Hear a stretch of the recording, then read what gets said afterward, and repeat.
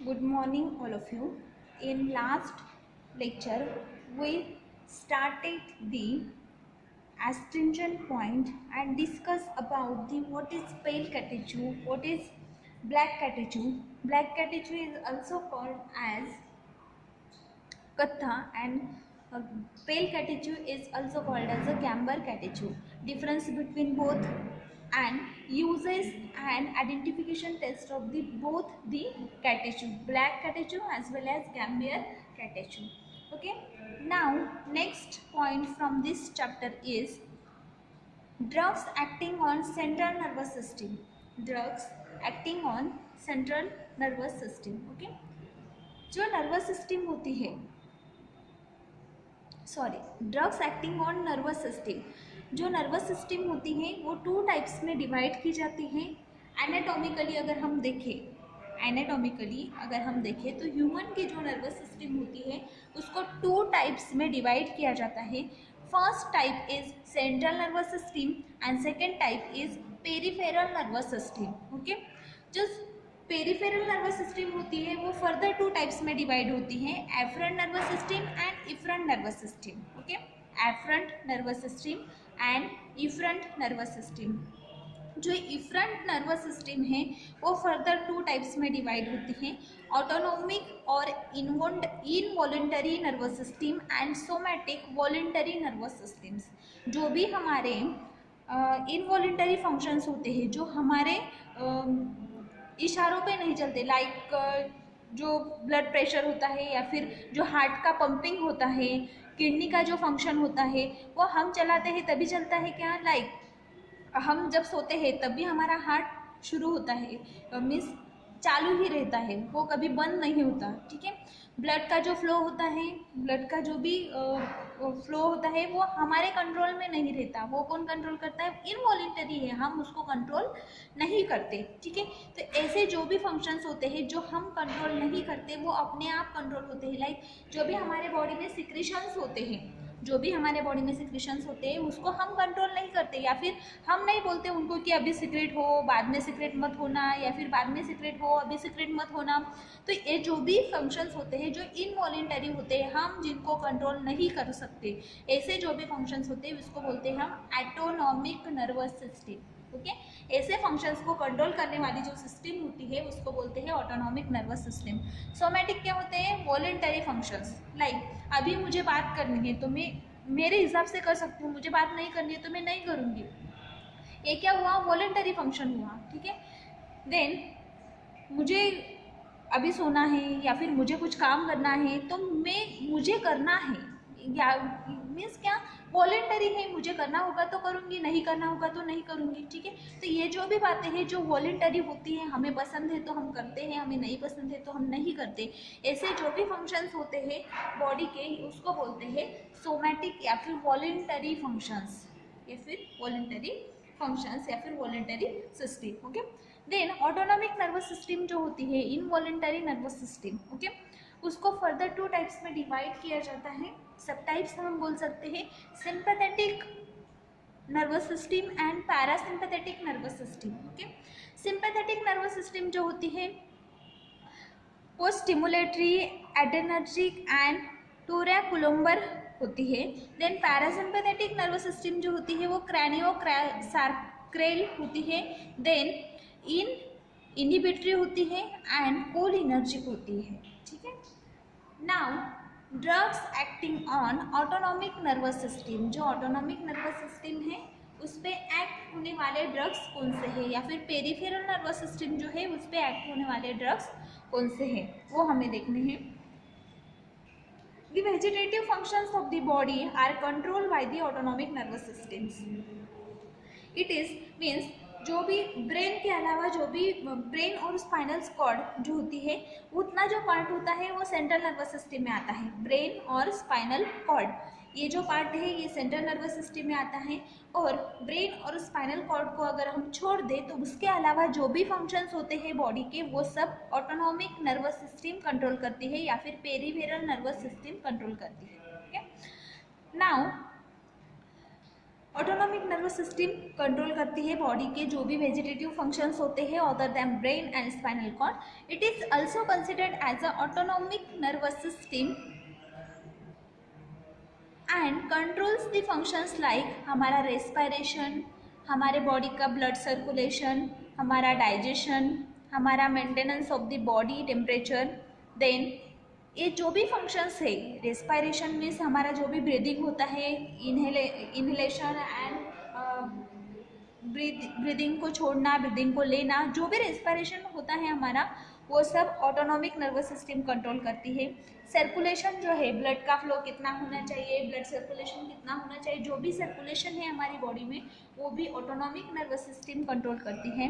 Then digestion जो होता है, हमारी जो भी पाचन शक्ति होती है वो भी कौन कंट्रोल करता है, तो ऑटोनॉमिक नर्वस सिस्टम कंट्रोल करती है। Then maintenance of the body temperature, okay, किसी को फीवर है, किसी को क्या है, तो वो जो भी है बॉडी का जो टेम्परेचर है उसको मेंटेन रखने का काम 37 डिग्री सेल्सियस पर या फिर 98 फ़ारेनहाइट पर रखने का काम जो है वो ऑटोनॉमिक नर्वस सिस्टम करती है।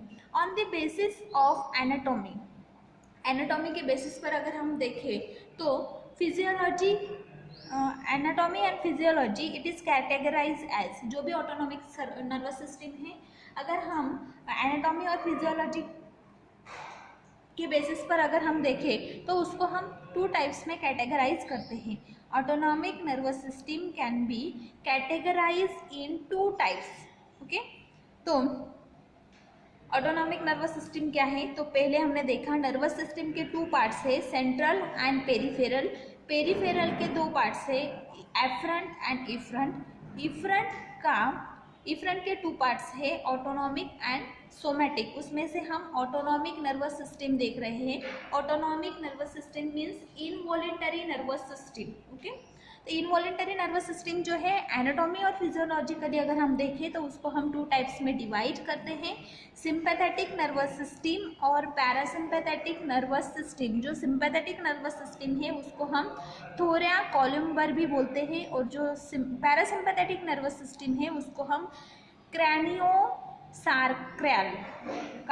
क्रैनियोसार्क्रैल सिस्टम भी बोलते हैं, okay. The parasympathetic nervous system is mainly associated with conservation and restoration of the energy. Parasympathetic nervous system जो होती है वो क्या करती है, तो हमारी बॉडी में एनर्जी और जो भी एनर्जी का कंजर्वेशन करती है या फिर रिस्टोरेशन करती है, ठीक है, एनर्जी को मेंटेन करती है। And this is exhibited as increase in gastrointestinal motility and secretions, slowing the heart rate and lowering the blood pressure etcetera. Means वो करती कैसे है, एनर्जी को स्टोर कैसे करती है, तो वो क्या करती है, हमारी जो भी गैस्ट्रो इंटेस्टिनल मोटिलिटी होती है, हमारी जो डाइजेशन पावर होती है उसको वो बढ़ा देती है, उसके सिक्रीशंस को बढ़ाती है, ठीक है। देन हमारी बॉडी में जो भी हार्ट रेट्स होते हैं और ब्लड प्रेशर जो होता है उसको वो कम कर देती है। इससे हमारी बॉडी के जो फंक्शंस है वो स्लो हो जाते हैं और हमारी बॉडी में एनर्जी कंजर्वेशन होता है। The sympathetic system is mainly associated with arousal effect and hence they are opposite to those of the parasympathetic। और सिंपैथेटिक क्या करती है, पैरासिम्पैथेटिक का तो हमने देखा है कि वो क्या करती है, एनर्जी रिस्टोरेशन का काम करती है, हार्ट रेट ब्लड प्रेशर को स्लोवर करती है, इंटेस्टिनल मोटिलिटी जो है गैस्ट्रो इंटेस्टिनल पावर जो है उसको बढ़ा देती है। और सिंपैथेटिक नर्वस सिस्टम क्या करती है, तो sympathetic nervous system is exactly opposite to the parasympathetic nervous system. Means ये जो पैरासिम्पैथेटिक नर्वस सिस्टम है इसके जो भी काम है उसके ऑपोजिट काम सिंपैथेटिक नर्वस सिस्टम करती है।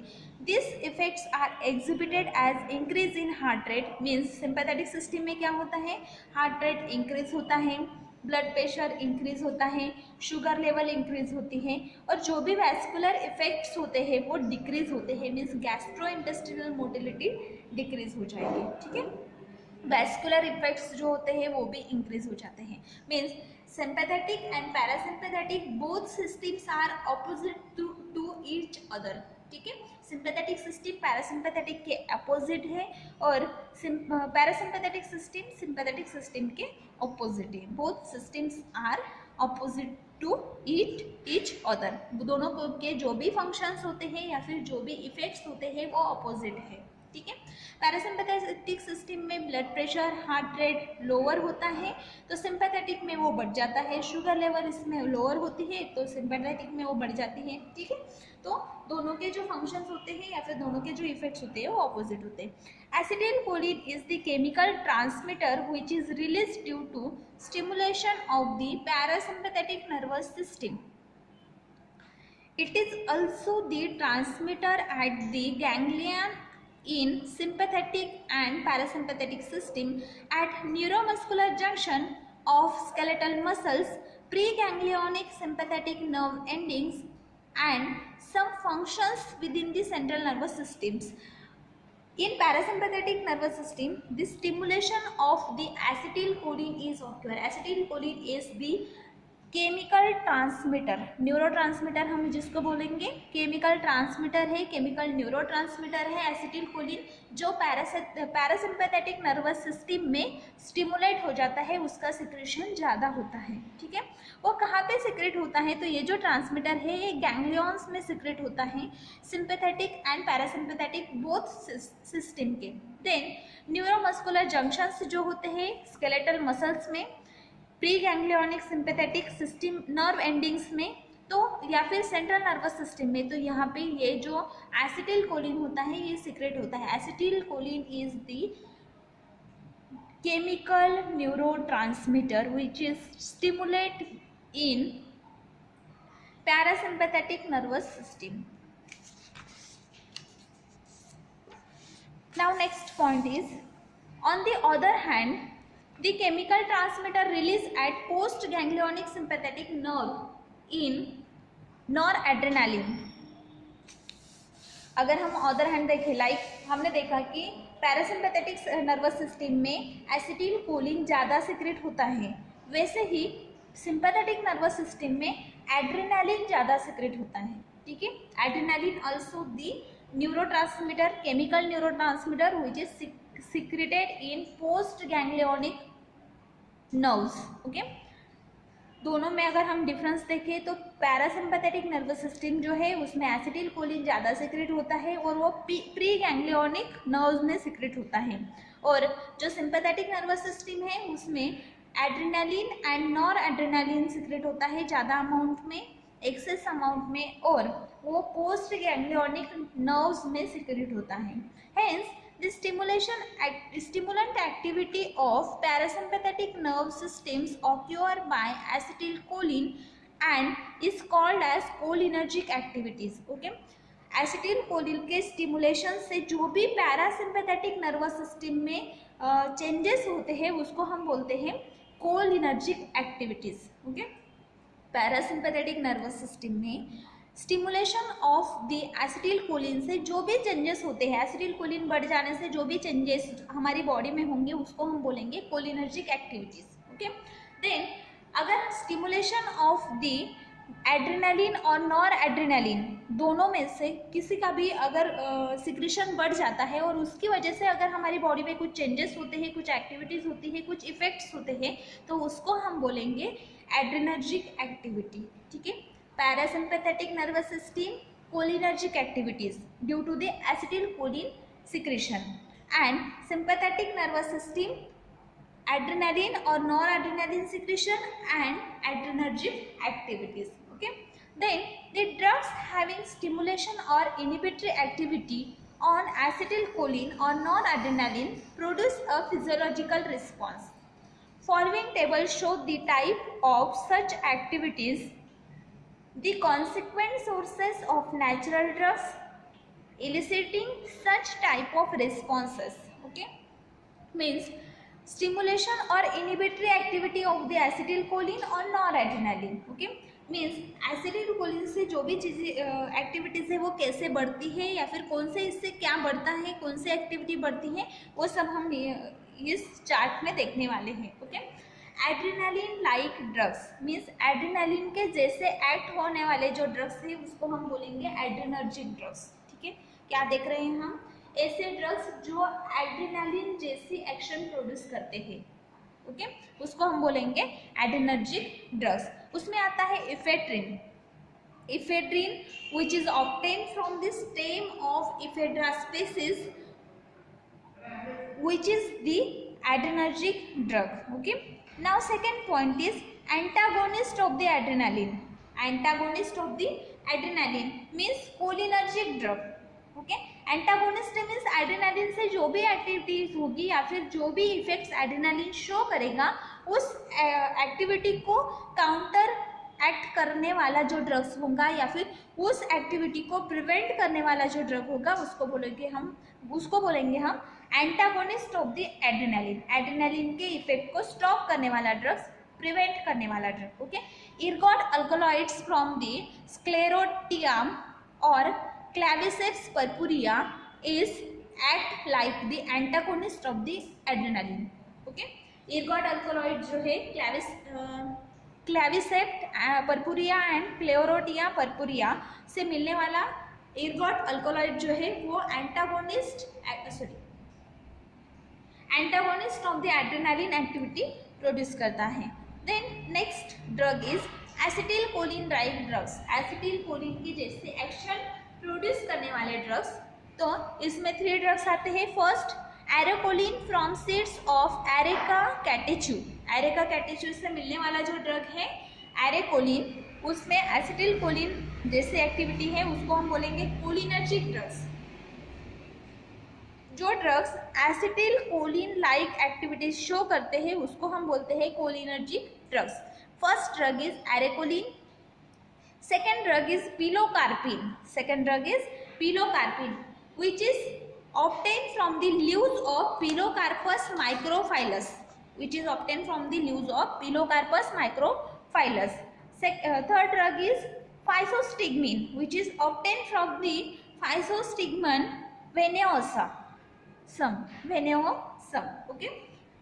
These 3 drugs show the acetylcholine like activities like cholinergic activities. Okay. Arecoline, pilocarpine and physostigmine show the cholinergic effect. Then next drug is antagonist of the acetylcholine. Acetylcholine की जो भी activities है या फिर cholinergic drugs की जो भी activities है उसको प्रिवेंट करने वाले ड्रग्स. ओके. तो इर्गोट जो है, इर्गोट में antagonist of the acetylcholine activity है. देन इसमें 2 टाइप्स पड़ते हैं. First neuromuscular blocking agents and tropane alkaloids. Neuromuscular blocking agents and tropane alkaloids. Okay. जो फर्स्ट है न्यूरोमस्कुलर ब्लॉकिंग एजेंट्स, इसमें आता है tubocurarine from the stem and leaves of the Chondrodendron tomentosum. Chondrodendron tomentosum नाम का जो प्लांट है उससे मिलने वाला ट्यूबोक्यूरारिन जो है वो न्यूरोमस्कुलर ब्लॉकिंग एजेंट करके एक्शन शो करता है as a antagonist of acetylcholine. Then next drug जो है ट्रोपेन अल्कलॉइड क्लास का ड्रग है hyoscine atropine, obtain from the solanaceous plants like belladonna and datura. Belladonna और धतूरा से मिलने वाला जो है hyoscine and atropine, both drugs are from the tropane alkaloid class and show the antagonist activity of the acetylcholine. Okay. This description about the autonomic nervous system, in that parasympathetic nervous system and sympathetic nervous system. Now next point is drugs acting on central nervous system. Drugs acting on central nervous system. The central nervous system is composed of main 2 proportions called as brain and spinal cord. Okay. Central nervous system जो है वो 2 portions of the body से बनती है, like brain and spinal cord. ठीक है. दोनों में क्या आता है, brain and central nervous system में brain आता है और spinal cord आती है. Brain is comprised of cerebrum. Brain में क्या क्या पार्ट्स होते हैं, सेरेब्रम, सेरेबेलम, मेडुला ऑब्लैंगेटा. पूरा जो हमारा ब्रेन है वो 3 चीज़ों से बनता है. सेरेब्रम एक पार्ट है, सेरेब्रम दूसरा पार्ट है cerebellum and third part is medulla ऑब्लैंगेटा. Okay. The Central nervous system is associated with all the voluntary actions and their coordinations. Okay, central nervous system का फंक्शन क्या है? जैसे ऑटोनॉमिक नर्वस सिस्टम का function हमने क्या देखा, जो भी इनवॉलेंटरी एक्शंस होती है वो कौन ये करता है, तो वो ऑटोनॉमिक नर्वस सिस्टम कंट्रोल करती है. लाइक ब्लड प्रेशर है, रेस्पिरेशन है, वो हमारे कंट्रोल में नहीं होता, वो कौन कंट्रोल करता है? ऑटोनॉमिक नर्वस सिस्टम कंट्रोल करती है. देन सेंट्रल नर्वस सिस्टम क्या करती है? तो central nervous system controls the voluntary actions. Central nervous system control the voluntary actions. Then it is well linked with autonomic nervous system for various interactions. Many of the responses are due to the proper coordination between autonomic and central nervous system. Okay, central nervous system क्या करती है? तो central nervous system सब voluntary actions जो होती है उनको control करती है. ठीक है, जो भी हमें करने हैं या फिर हमारे विश से जो भी हो रहे हैं उस एक्शंस को वो सेंट्रल नर्वस सिस्टम कंट्रोल करती है, ब्रेन कंट्रोल करता है. ठीक है, देन जैसे यहाँ पे ये पेंसिल पड़ी हुई है, वो मुझे उठानी है या नहीं उठानी है, ये कौन कंट्रोल करेगा? तो ये सेंट्रल नर्वस सिस्टम कंट्रोल करेगी. मुझे लगता है कि ये मुझे उठानी है तो मैं उसको उठाऊंगी, मुझे लगता है कि नहीं वो यहीं पे पड़ी रहने देनी है तो मैं इसको यहीं पे पड़े रहने दूंगी. ठीक है, तो ये जो भी बात है ये कौन कंट्रोल करेगा, ये एक्शन कौन कंट्रोल करेगा? तो सेंट्रल नर्वस सिस्टम कंट्रोल करेगी. और सेंट्रल नर्वस सिस्टम जो होती है वो एटोनॉमिक नर्वस सिस्टम के कोऑर्डिनेशन में काम करती है. बोथ सिस्टम्स अकॉर्डिंगली हमारी बॉडी को चलाते हैं, कोऑर्डिनेशन से हमारी बॉडी को चलाते हैं. ठीक है, then the proper coordination between autonomic and central nervous system is required for the normal functioning of the body. हमारी जो बॉडी है उसके नॉर्मल फंक्शनिंग के लिए जो भी सेंट्रल नर्वस सिस्टम है या फिर ऑटोनॉमिक नर्वस सिस्टम है, दोनों का कोऑर्डिनेशन बहुत ही इम्पोर्टेंट है. ठीक है, अगर किसी में भी थोड़ी सी भी गड़बड़ हो गई तो हमारी बॉडी जो होती है उसमें कोई तो भी डिसीज या फिर डिसऑर्डर होने के चांसेस होते हैं. ठीक है, next the different natural effects of the central nervous system, general mode of activity are given below. Okay, हमारी जो सेंट्रल नर्वस सिस्टम है उसके कौन से एक्टिविटीज़ है वो नीचे दिए हुए हैं. हमारी जो बॉडी होती है उसके नॉर्मल फंक्शनिंग के लिए वो जब ऑटोनॉमिक और central nervous system normal behave करेंगे, दोनों कोऑर्डिनेशन में बिहेव करेंगे, दोनों कोऑर्डिनेशन में हमारी बॉडी को चलाएंगे तो वो नॉर्मल फंक्शनिंग करती है. ठीक है, देन फर्स्ट पार्ट आता है सेंट्रल नर्वस सिस्टम का मोड ऑफ एक्टिविटी का. First activity is analeptics. Okay, lobeline from the leaves of Lobelia nicotianifolia. Nicotianifolia नाम का जो प्लांट है उससे मिलने वाला जो लोबेलिन है वो एनालेप्टिक एक्टिविटी प्रोड्यूस करता है. Then picrotoxin from the berries of एनामित्रा कोकलस नाम का जो प्लांट है उससे मिलने वाला पिक्रोटॉक्सिन जो है वो एनालेप्टिक एक्टिविटी शो करता है. देन स्ट्रैचनिन फ्रॉम सीड्स ऑफ स्ट्रैचनस नक्स ओमिका. स्ट्रैचनस नक्स ओमिका से मिलने वाला जो स्ट्रैचनिन है वो भी एनालेप्टिक एक्टिविटी शो करता है. Second activity is drug affecting the mental activity. Drugs affecting the mental activity. First is stimulants. Caffeine from the T, coffee और कोला जो होता है कोको कोला, तो उसमें से मिलने वाला जो कैफीन है वो स्टिमुलेट करता है हमारे ब्रेन को. देन सेकंड आता है depressants like reserpine from the roots and rhizomes of the various Rauwolfia species. Rauwolfia के जो भी स्पेसिस है, अलग अलग जो प्लांट्स है राउल्फिया स्पेसिस के, उससे मिलने वाला जो रिजर्पिन है उसके रूट्स और राइजोम्स जो है वो हमारे ब्रेन को डिप्रेस करते हैं, सेंट्रल नर्वस सिस्टम को डिप्रेस करते हैं. नेक्स्ट आता है hallucinogenics. Okay, tetrahydrocannabinol from the leaves of Cannabis sativa. Cannabis sativa नाम का जो प्लांट है उसके जो लीव्स होते हैं उससे मिलने वाला ड्रग है या फिर केमिकल है टेट्राहाइड्रोकैनाबिनॉल. ये जो है ये हेलोसिनोजेनिक एक्टिविटी शो करता है. Okay, now next point is central depressions of motor function. Okay, जो भी मोटर फंक्शन है हमारे उसके सेंट्रल डिप्रेशंस करके एक्टिंग करना, मीन्स मोटर फंक्शंस जो है उसको डिप्रेस करना। ओके, तो ऐसे कौन से ड्रग्स है जो मोटर फंक्शंस को डिप्रेस करते हैं? तो tropane alkaloids like hyoscine, atropine and belladonna, hyoscyamus and धतूरा। ओके, देन कौन से ऐसे ड्रग्स है जो क्या करते हैं? तो हमारे मोटर फंक्शन को डिप्रेस करते हैं। हायोसिन एंड एट्रोपिन, हायोसिन और एट्रोपिन ऐसे जो दो केमिकल सब्सटेंसेस है वो हमारे मोटर फंक्शंस को डिप्रेस करते हैं। ट्रोपेन अल्कोलाइड्स है वो दोनों ही हायोसिन और एट्रोपिन कहाँ से मिलते हैं? तो वो हमें बेलाडोना से, हायोसाइमस और धतूरा, ये जो तीन प्लांट्स हैं बेलाडोना, हायोसाइमस और धतूरा, तीनों से मिलते हैं। Okay, next point is analgesics. Okay, function है सेंट्रल नर्वस सिस्टम का एनाल्जेसिक्स। तो morphine and codeines from the Papaver somniferum act as a analgesic. Morphine और कोडेन ये जो दो ड्रग्स है पेपावर सोमनिफेरम नाम के प्लांट से मिलने वाले, ये दोनों ही एनाल्जेसिक करके हमारी बॉडी पर एक्ट होते हैं, पेन किलर करके हम उसको लेते हैं। Okay, now first drug is Hyoscyamus. Synonyms Hyoscyamus herb, Hyoscyamus leaves and henbane. Okay, synonyms क्या है हायोसाइमस के लिए? Hyoscyamus herb, Hyoscyamus leaves and henbanes. Okay, biological source, it consists of dried leaves and flowering tops of plant known as Hyoscyamus niger belonging to family Solanaceae। Okay, Solanaceae family का drug है Hyoscyamus Niger.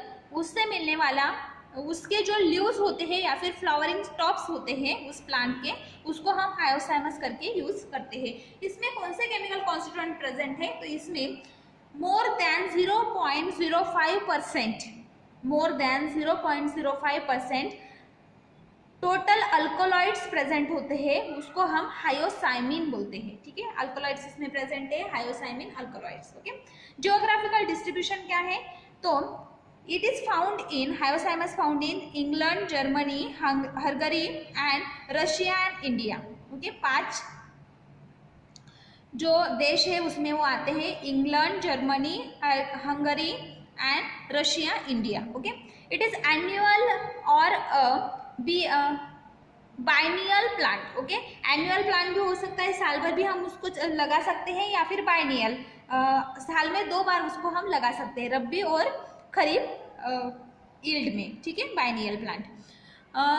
दो mostly found in wild state, जो भी wild states होते हैं उसमें वो ज़्यादा फाउंड होता है इन इंडिया में उसका कल्टीवेशन अभी चलता है, मीन्स अभी होता है। एट प्रेजेंट इंडिया में उसका कल्टीवेशन उसको कल्टीवेट किया जाता है। ठीक है, cultivation and collection, the cultivation is done in temperate region at altitude of 200 metres from the sea level. ठीक है, सी लेवल से अल्टीट्यूड कितना होना चाहिए? 200 मीटर्स एंड टेम्परेट रीजन होना चाहिए, मीन्स टेम्परेचर ज़्यादा होना चाहिए। The drug is cultivated और commercial scale in Europe. Commercial scale पर अगर हम देखें तो इसका कल्टीवेशन कहाँ पे ज़्यादा होता है? Europe, Egypt, Russia and Hungary. In India it is cultivated in Kashmir to a limited extent. Okay, India में कहाँ पे कल्टीवेशन किया जाता है? तो कश्मीर में किया जाता है, टेम्परेचर कम होना चाहिए तो इसके लिए कश्मीर में इसका कल्टीवेशन किया जाता है, लेकिन लिमिटेड एक्सटेंट पे। Then method of propagation is from seed. Method of propagation कैसा है, कैसे लगाएंगे? तो सीड्स हम इसके लगाते हैं, जर्मिनेशन करते हैं। तो सीड जो होते हैं वो सीड बेड पर हम सोविंग करते हैं। देन उसका जो 2 वीक्स में उसका जर्मिनेशन हो जाता है। 2 वीक्स के बाद में उसके जो सीडलिंग्स होते हैं उसको हम ट्रांसप्लांट करते हैं फील्ड में या फिर सॉइल में। देन मई के मंथ में मोस्टली उसका सोविंग चलता है या फिर ट्रांसप्लांटेशन चलता है। ठीक है, मीन्स अभी इस मंथ में उसका जो सीड्स होंगे वो सोविंग कर किए जाएंगे, फिर 2 वीक्स के बाद में उसका मई में मीन्स अभी मई स्टार्ट होगा तब उसका ट्रांसप्लांटेशन किया जाएगा, सीडलिंग्स लगाए जाएंगे। देन जो भी डिस्टेंस होता है वो 1/2 मीटर होता है 2 प्लांट्स के बीच में। 2 प्लांट्स जो होते हैं उसके बीच में कितना डिस्टेंस होना चाहिए, about 1/2 metre. Okay, then 0.5 metre distance होना चाहिए। Then 75 centimetre in between 2 rows, और जो 2 रो होते हैं उसमें 75 सेंटीमीटर का डिस्टेंस होना चाहिए। Then the plant are kept free from weeds, occasionally hoeing is also done. ठीक है, तो स्प्रेइंग किया जाता है उसके ऊपर एंटी माइक्रोबियल एजेंट्स का वीड्स से बचाने के लिए उसको। Then the crop is harvested when he reach the maturity, जब वो पूरी तरह से मैच्योर हो जाता है तब हम उसको हार्वेस्ट करते हैं। अंडर ऑल फेवरेबल कंडीशन, अगर पूरे फेवरेबल कंडीशन है, टेम्परेचर ज़्यादा नहीं है, अल्टीट्यूड अच्छी है, तो 1 साल में 1 हेक्टर एरिया में 1000 से लेकर 1500 kg तक हमें हायोसाइमस मिलता है।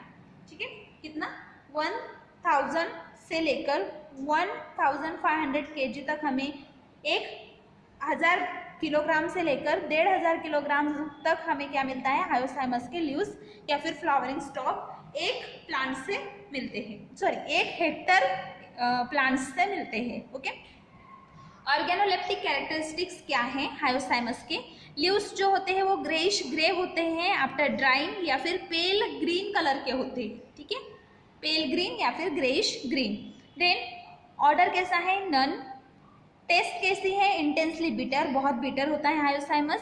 देन साइज कैसी होती है, generally hyoscyamus leaves are petiolate 20 to 30 centimetre length, 20 से 30 सेंटीमीटर लेंथ होती है, 4 से 10 सेंटीमीटर ब्रॉड होते हैं, and 5 the petiole flat in 5 centimetre in length. Leaves are ovate, leaves कैसे होते हैं, ओवेट लैंसियोलेट शेप के होते हैं और स्ट्रेट मार्जिन होती है, ओवेट लैंसियोलेट शेप के होते हैं और स्ट्रेट मार्जिन होते हैं। यहाँ पे दिखाई गई है, क्यूट एपेक्स है, ऐसे लीफ होते हैं, क्यूट एपेक्स है, इरेगुलर डेंटेड मार्जिन है।